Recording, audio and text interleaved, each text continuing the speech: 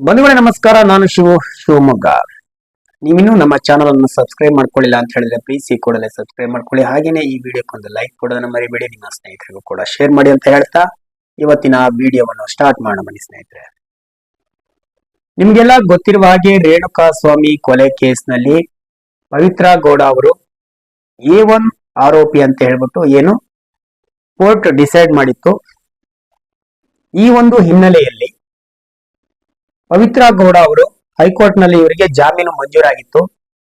ಅದಾದ ನಂತರದಲ್ಲಿ ರಾಜ್ಯ ಸರ್ಕಾರ ಏನ್ ಮಾಡ್ತು ಅಂತ ಹೇಳಿದ್ರೆ ನಿಮ್ಗೆಲ್ಲ ಗೊತ್ತಿರುವ ಹಾಗೆ ಮೇಲ್ಮನವಿಯನ್ನ ಸುಪ್ರೀಂ ಕೋರ್ಟಿಗೆ ಸಲ್ಲಿಸಿತು. ಆ ಒಂದು ಕಾರಣಕ್ಕೆ ಸುಪ್ರೀಂ ಕೋರ್ಟ್ ಇವರ ಒಂದು ಈ ಕೇಸಿನ ತನಿಖೆಯನ್ನು ಮಾಡುವಂತಹ ಸಂದರ್ಭದಲ್ಲಿ ಎಲ್ಲವನ್ನೂ ಕೂಡ ಕೂಲಂಕುಷವಾಗಿ ಪರಿಶೀಲನೆ ಮಾಡಿ ಏನೆಲ್ಲ ಬೆಳವಣಿಗೆ ಆಗಿತ್ತು, ಇವರಿಗೆ ಹೈಕೋರ್ಟ್ ಜಾಮೀನನ್ನ ಮಂಜೂರು ಮಾಡಿದ ನಂತರದಲ್ಲಿ ಇವರು ಏನೆಲ್ಲ ಮಾಡಿದ್ರು, ಏನೆಲ್ಲ ಬೆಳವಣಿಗೆ ಆಯ್ತು, ಇವೆಲ್ಲವನ್ನೂ ಕೂಡ ಸುಪ್ರೀಂ ಕೋರ್ಟ್ ನಲ್ಲಿ ಏನು ರಾಜ್ಯ ಸರ್ಕಾರದ ಪರ ವಕೀಲರು ಏನಿದ್ರು ಎಲ್ಲರೂ ಕೂಡ ವಾದ ಮಾಡಿದ್ರು. ಅದಾದ ನಂತರದಲ್ಲಿ ಸುಪ್ರೀಂ ಕೋರ್ಟ್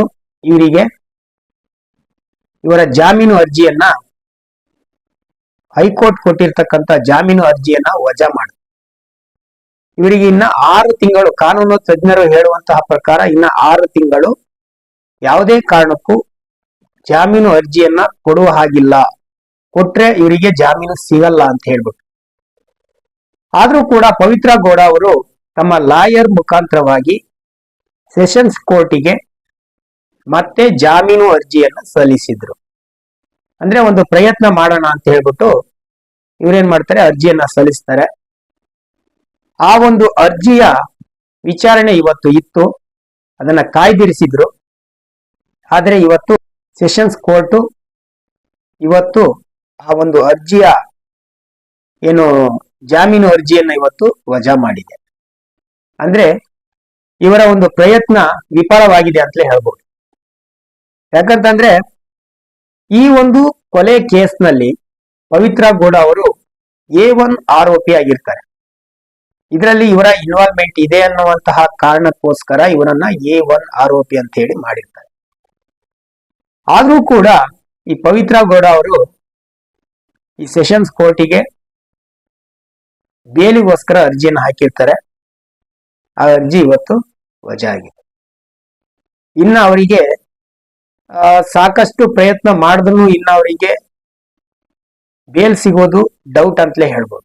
ಯಾಕಂತಂದ್ರೆ ಈ ಒಂದು ಸುಪ್ರೀಂ ಕೋರ್ಟಿನ ಕೆಳಗಡೆ ಏನ್ ಕೋರ್ಟ್ಗಳು, ಏನು ನ್ಯಾಯಾಲಯಗಳು ಏನ್ ಬರ್ತವೆ, ಅವು ಯಾವ ಕೂಡ ಜಾಸ್ತಿ ರಿಸ್ಕ್ ಅನ್ನ ತೆಗೆದುಕೊಳ್ಳಿಕ್ಕೆ ಹೋಗೋದಿಲ್ಲ ನನ್ನ ಪ್ರಕಾರ ಹೇಳ್ಬೇಕಂದ್ರೆ. ಯಾಕಂತಂದ್ರೆ ಸುಪ್ರೀಂ ಕೋರ್ಟೇ ಇದನ್ನ ಕೂಲಂಕುಷವಾಗಿ ಪರಿಶೀಲನೆ ಮಾಡ್ಬಿಟ್ಟು ಆ ನಂತರದಲ್ಲಿ ಇವರ ಒಂದು ಜಾಮೀನು ಅರ್ಜಿಯನ್ನ ಹೈಕೋರ್ಟ್ ಅಲ್ಲಿ ಕೊಟ್ಟಿರ್ತಕ್ಕಂಥ ಜಾಮೀನು ಅರ್ಜಿಯನ್ನ ವಜಾ ಮಾಡಿರ್ತಕ್ಕಂಥ ವಿಷಯ ನಿಮ್ಗೆಲ್ಲರಿಗೂ ಕೂಡ ಗೊತ್ತೇ ಇದೆ.